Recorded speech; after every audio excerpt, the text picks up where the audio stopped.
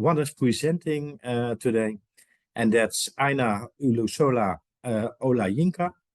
Olusola from Nigeria has a career of over 30 years in the oil and gas industry in different roles, from technical to commercial.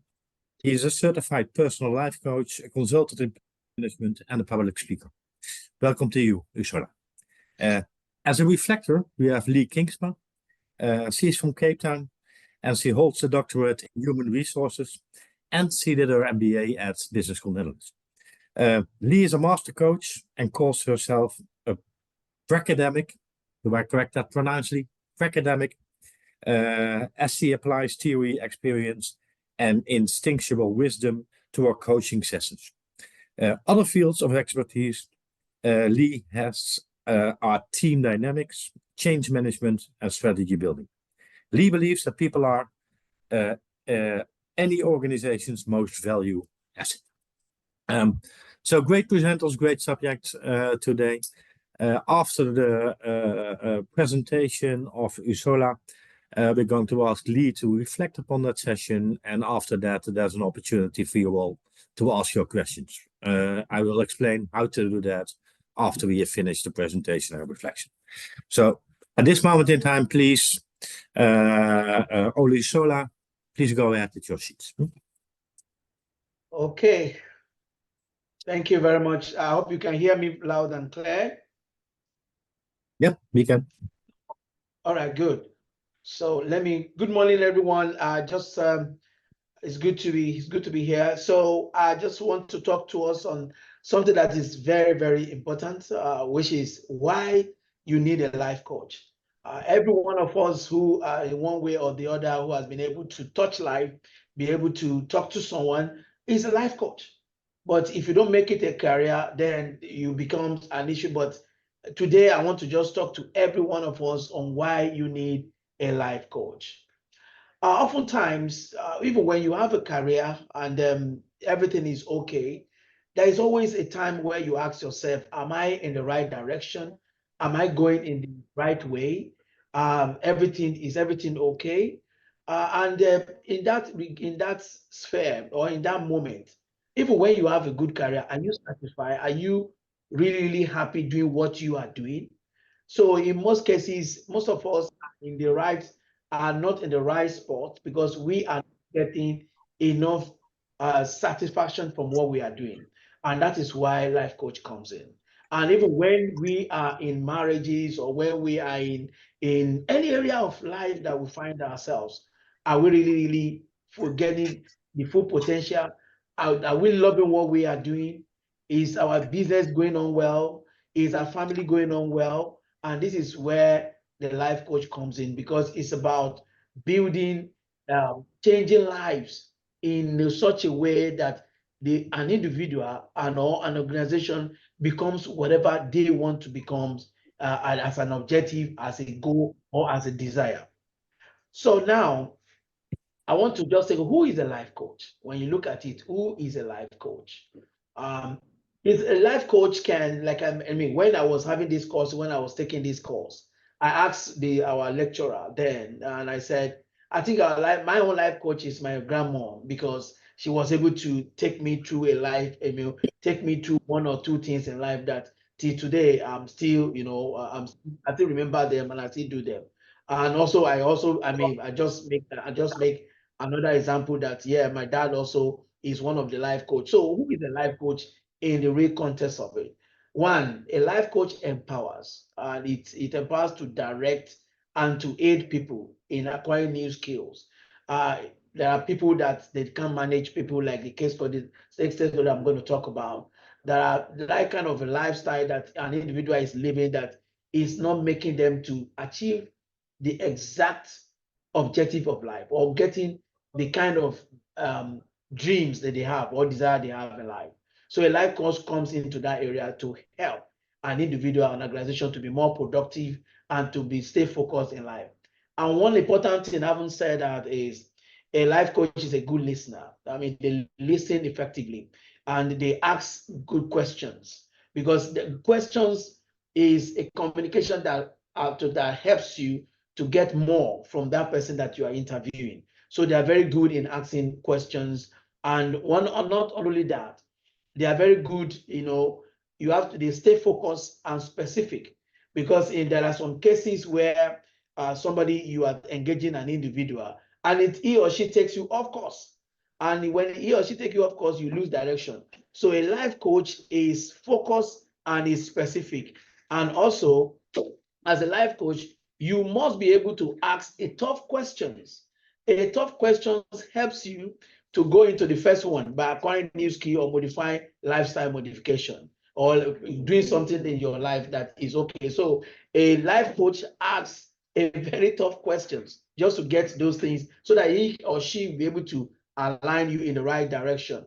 And one important thing is that, having said all that, they are good communicator. They communicate, they are able to communicate whatever findings, whatever areas that you need to work on effectively through their experience, life experience, or whatever they've acquired in life, so that you can relate to whatever it's a two-way communication, so that you or him can relate to whatever you are passing through and be able to guide you in the right direction. So what does a life coach do? I haven't said all that. What did they do? So one, I've seen, and we are living in the world. I want to take Nigeria for an example now. In Nigeria, before now, we live in such a way that it's a communal family, whereby even when you grow older, the children live with you, everybody stay together. But oftentimes that is getting off very fast. So a life coach helps the older generation or the younger adults in coping mechanism of after they have retired, because the children must have gone their own way, they've left and all that. I have a case study that I met a man whose, the wife is not okay, but they are both retired and the children are outside the country. What I did was very simple. I just played old music for this couple, music of 60s and 70s. Surprisingly, life came back. So you help the older ones, to reorganize their life so that they can still stay healthy and still be okay and be more productive. And you assist clients in terms of business skills. Right now, businesses are mostly for Gen Z. I mean, Gen Z, there are a lot of them in the organization now, and we have Y and X generations. So you need to be able to study an organization in such a way and tell them, you know what, we need to come to a landing this way, because Gen Z, there's the way they think, and there's Gen X, the way they think, and same thing with Y. So as a life coach, you help organization in type of that to be able to get maximum in their business. And also you help in terms of stress management. Stress manifests itself in several ways and several forms. And it's not too good for organization to have a stressful employee in an organization, because it leads to so many things: aggression, low productivity, and so on and so forth. So this, when you are as a life coach, you have to help people in that direction of how they manage stress. Then also in our young adult, like I mentioned, in business, being helping organization in business, you help the younger ones in terms of how they manage their finance, educations, early marriage crises, and so on and so forth. Then also starting a new business. There are a lot of people who doesn't know how they have this idea, but they don't know how to do it. So as a life coach, you help in this direction. And more importantly, addiction. And addiction is not only it's not only drugs. Even when you are addicted to tech, there is tech addiction. So you help people in that one. Then also a lot of life strategy, tragedy, divorce, self-esteem, and so on and so forth. That is what a life coach does. So now let's go to what are the characteristics of life coach. There are so many of them, like I said, but I will just go into one. I'll go to a few of them. As a life coach, as a good listener, you have to be able to know the individual in front of you, or an individual you are trying to help out, within 5 minutes. The 5 minutes of interrogating or questioning or talking to someone, you should be able to know. So you'll be able to identify the strength, to know where area of improvement, and to be able to know the weakness where you need to work on. So as a life coach, you as a good listener, you are listening to the heart and the mind of an individual you are talking to. You are not just listening alone, the heart and the mind, so that you can know the strengths and the weakness and be able to help them accordingly. One important thing that is very key, you shouldn't be judgmental at all. And when you are making notes, you need to make your note to say, I'm taking this note just to be able to diagnose the issue that you are telling me. And also, you must stay positive all the time when you are listening to a client or listening to anyone that comes to you for an assistance or for one thing or the other. You must be nodding to show that you are with them. The moment you show a disagreement, you are shutting the door, and that's not too good. You must be able to know to say, yes, go ahead with that. And that's where leads to that ability to listen, Then you must have an empathy and self-control. Oftentimes, when you are talking, I've seen a case where somebody narrated his life experience, and that nearly made me to feel like crying because it was really pathetic. So, but you need to control yourself. You shouldn't get into that area. You are the one to help. You are the one to listen, not to get into that. Then you must be kind and resilient. Resilient here means you shouldn't give up. When somebody say, I've had enough, I'm not going to talk anymore, but you must be able to be resilient in such a way to bring that person back so that you can help them out. So also, I want to share with us, what do life coach do? I haven't said all this. And there's a case in point where someone was a project director, was very shy, very brilliant, but very shy. He likes to work alone. He has an anger issue when things are not done the way it should be done. He gets annoyed and all that. But he was able to take through that, look, the organization you are working right now has 3 generations working in this organization. And everyone has different temperaments. Some are melancholy, some are sanguine, and so on and so forth. So people have a way of thinking, and we was able to take through all the way to understand how people behave. And over time, it was able to get through this. It became people's manager. It was through motivations and of course constant engagements. And also his self-esteem was on fire. He was able to have this self-esteem, and he was able to put his anger under control. So this helped the organization as a whole to become, productive, and they're able to hit net all their make more profit, because it's about people, because they are servicing organization. So it's, life coach is about talking to people, knowing what they are, and help them to come out from that particular area that require an attention. So now, I want to now conclude by saying, why do you need a life coach? A life coach is very interesting, and it could be time consuming, because it's not something that you just do and you just leave. Because somebody that is about to talk to you on a particular issue will have something that is burning, that is, a concern to her. So number one, you must always know the area where that particular person needs an improvement, and try as much as possible to work on that, because that's the area that requires improvement. 2, you must, think through things holistically. Oftentimes, when people dress nice and come to work, we don't know they have issues. People have a lot of issues that, yes, have a way of impacting them when they come to organization. So you need to think back and say, yes, this particular person may be having one issues or the other from whatever is, maybe from home, where he's coming to work, as the case may be, and it has a way to affect them. And finally, we must have an action plan, which is what we taught in BSN. That action plan means you need to be smart.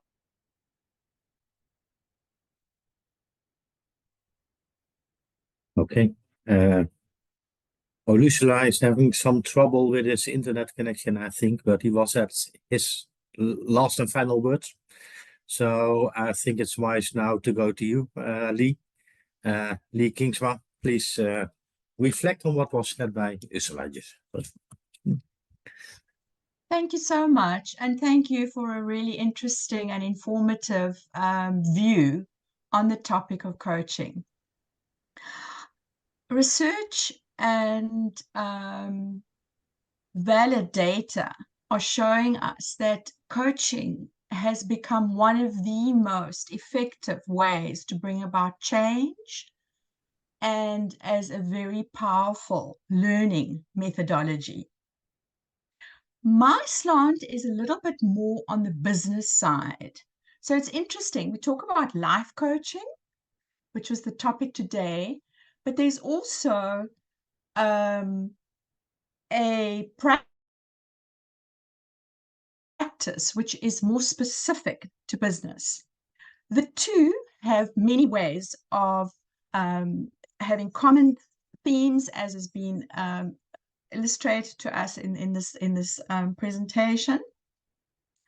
However, the important thing with business coaching is that the client is typically paying, whereas with life coaching, it's typically can call it the coachee who's footing the bill.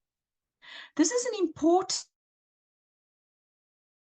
distinction because we need to then, in the business context, bring the client into the conversation. We do this in a three-way conversation where we establish goals which are related to the organization, and we have the manager give us feedback with the coachee and the coach present in the areas that they want us to focus. Typically, even before that, the coachee will also have a chemistry session to see, and you have this in life coaching as well, do I connect with this person? Is there a gut feeling that I want to and could work with this person? The establishing of goals is probably one of the most important aspects of any coaching. Otherwise, it becomes therapy. And that's not what we do. So we have to have clear goals, measurable goals as to what it is that we're working towards and how do we know when we've achieved it? What are the stumbling blocks for us in this process of the coaching journey? Data is also important, and we do this, for example, by having a 360 process where we talk to colleagues as well as the line manager to give us input on the areas, the blind spots that often we're not aware of, where the coach can work with us. And I also work with a personality assessment because that gives me insight into what drives the person.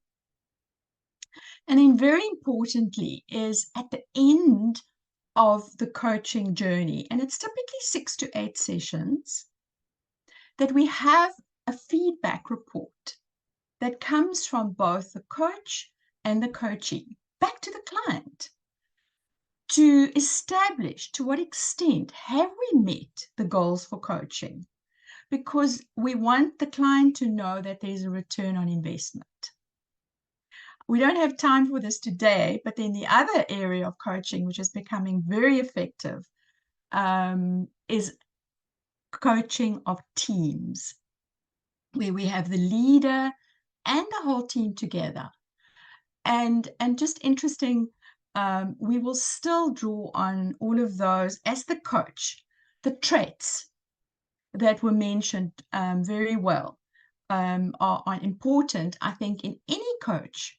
But I think we also have to be clear about what is the field we're coaching in, what is our approach, and how are we contracting with our client, whether it's the individual, which is more the life coaching, or the business, where the sponsor is the organization. So the field of coaching is growing rapidly. It's becoming very mainstream, and I think the other worry for us as professional coaches is it's very easy to call yourself a coach. And you might not have the credentials, you might not have had the training. And so there are bodies now, like the ICF, which is the International Coaching Federation, which has got standards, and people have to have met and demonstrated those standards in their training, in coaching hours, and they also have to submit a recording of them doing a coaching session before they can earn that credential. So I think importantly, it's a needed profession. It's a growing profession, and we are certainly seeing the results of organizations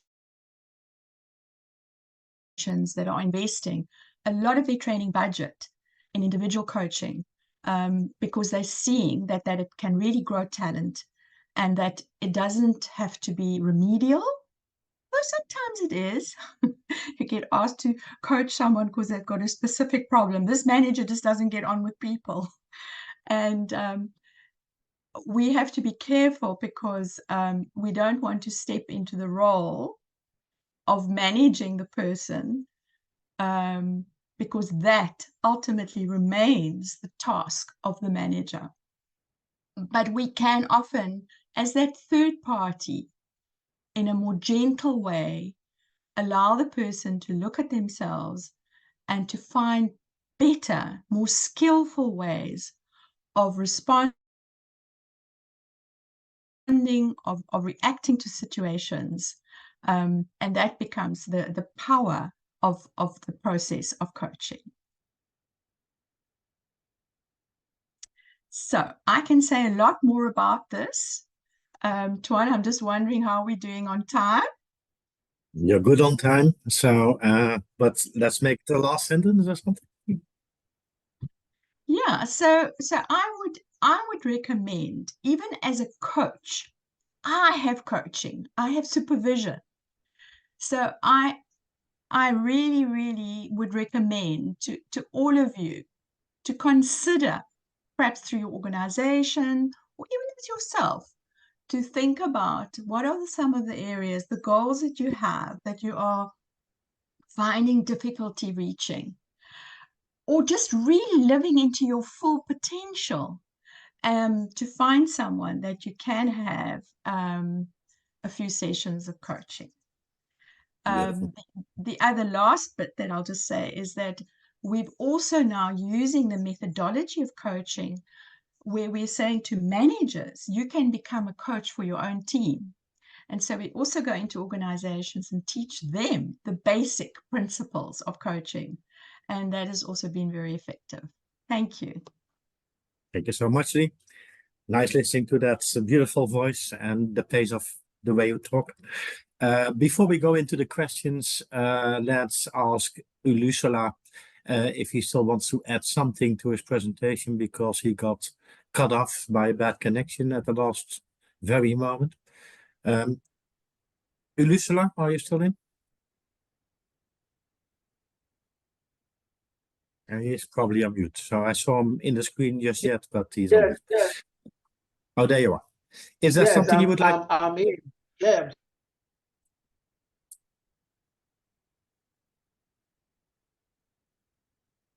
You're frozen again, Lisa. So that takes us to the part in which we are able to ask questions to both Ursula and Lee. The first question is it came in the chat room, and that's the way to do it. So you can either put your question into the chat by using the reaction button at the bottom of the screen, or you can just raise your hands and I will give you the opportunity to state your question out loud. The first question is coming from Mohammed Yassin, and he's asking, what are indicators or signals from coachee reactions that show we are not anymore in live coaching, but what is needed is more psychological therapy? I think that's one for you, Lee. Can you say something about that? Yeah, so a great question. I can give you a quick example of that. I was coaching a lady who showed some severe signs of trauma, anxiety, and we both decided that the better route for her would be to go to a psychologist. And so I think coaches, if they are ethical, they have to be very clear as to where they can work and where they can't. And sometimes these things are gray, it's not a black and white. And certainly I have probably worked with some more kind of psychological issues, but I know when I am in an area where the client needs to be referred to someone in a medical practice. Okay. Thank you so much. So any more questions, just put something in the chat room or raise your hand. I've got a question that's quite similar to the last one. But it's basically, you told us, okay, coaching is not therapy. It's also not consultancy. So that's something in between. My question is, how do you avoid getting into a situation in which you are related to the other as like in a coach or a coachee, like in a hierarchical situation in which one has all the knowledge and the other one is being taught what he needs to know. So that's basically where I'm wondering. I guess we go over to you, Lee, because I don't. Okay. I see. So again, one of the principles of coaching is that it's actually two-track learning. And that means that the coach comes with an empty glass, being open to wanting to learn from the participant. And this is why I love my work so much, because I never leave a coaching session without having really learned from the other person as well. When you know this one, when you sense that I am learning with you, that we're discovering together, then you won't have that feeling. But to be honest, especially, when you're at my stage of life and you've had 20, 30 years in corporate, you've learned a few things along the way. So it would be inauthentic to not say to the client, may I give you some advice on this? May I share some experience? But you ask for permission, and then you will share that with them. Good. Sounds good. We have a question in the chat room from Adam, and he's asking, there's a small question coming in, I have to scroll back to it. Does a coach find a coachee to start a relationship or the other way around?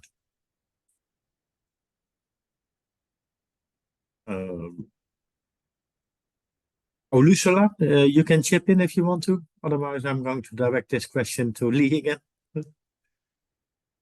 Yes. Yes, indeed. A coach can find a coach to help, because it's a journey. Coaching is a life journey. It's not a bus stop. So you need someone from time to time to help you out in your journey. Like what Lee said, she's into business side of it. And also you may also, because there are several branches of coaching. You have family, you have sports, you have so many. And if you want to learn, it's not out of place for you to request for additional more knowledge from another coach to help you in this regard. Thank you so much. I understand it's raining hard in Nigeria, so the connection is sometimes slipping away, yes. but we'll pause that. My sincere apologies. Yeah, go ahead. Okay. Another question from my part. So there's coaching of individuals, but also of groups, details of that. And then a complex thing comes in. So coaching one-on-one means there's a click in between two persons that helps you to pave the way to get some knowledge out of the coaching sessions. In our case, for example, at Business School Netherlands, we have subsets, groups of like 6 to 8 people that have a coach, and then they need to be coached to get through their studies. That means that you have to be in a clique with like 6 people or 8 people. How can you cope with that? But of course, that can't be the case that 8 people click with the same coach all the time. Lisa? So So in that case, I always advise that you do coach on one-on-one base, not the other, because you may have 4 or 5 people saying they have a similar issue they want to address, maybe business. But we need to understand that there is peculiarity to an individual that is not to the another person. So yeah, I always advocate that when you want to carry out coaching, you have a time for one particular individual. It could be an hour for like 3 times in a week. It could be, you can structure it in such a way, but I don't advocate that you group people as maybe 5, 6, as the case may be, unless you want to talk to them in general on a particular topic that is common to them. But if you want to deep dive, because people want to talk to you, people want to have one-on-one conversation that is personal to them, to that particular issue. And that is why I always advocate that you have one-on-one conversations for an individual instead of grouping them. Grouping them means you want to give an overview. You want to give a kind of more flesh that is common to every one of them. That is most certainly true, I think, for life coaching. But would it be possible for a coach in general, to moderate a group of people in this way, in this manner, that they start coaching each other? Is there a modus to achieve that situation? Yes, indeed. Yeah, you can do that. Yeah, that's very correct. To moderate, to facilitate, and to also motivate. Yeah, you can do that, and towards a particular subject. That could be done. For instance, when you're talking of family, it's happening. When you're talking of business, well, Lee said yes, you can do that. When you're talking of sport, you're talking of other area, but when it's come to something that has to do with personal, that's the one I'm talking about. But you are very correct.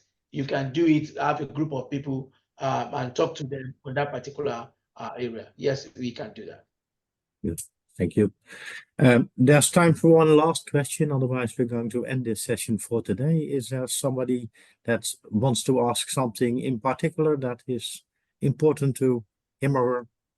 If not, Lee or Olusola, are there any last remarks you would like to state in this session? Yeah, the first one. Go Lee, ahead. go first. Okay, Lee. Yeah, I think just, to your last question, Tron, just to say that I think we can all benefit by learning some of the basic principles of coaching. And it is really just, as we know, from a leadership point of view, the good leader doesn't tell, he asks the questions. So that's my invitation to all of us today, is when you have that feeling that you're the expert and you want to give advice, button up and just be curious and rather ask that question. Thank you. Good last remark. Thank you so much. Olusola? Okay, we shouldn't be too shy to open up when we are having issues. There are a lot of things that is happening business world, in every sphere of human race. Let's open up when you're having any problem. There may be someone very close by who can be of help to resolve that issue for you. And also, if you want to be a coach, you are welcome. We need as many coaches as possible to be able to help businesses, help homes, help schools, help society to be a better place. And finally, I would like to apologize once again. It's rainy here. I'm sorry about it. It's affected my presentation today. Never intentional. No. Thank you. No.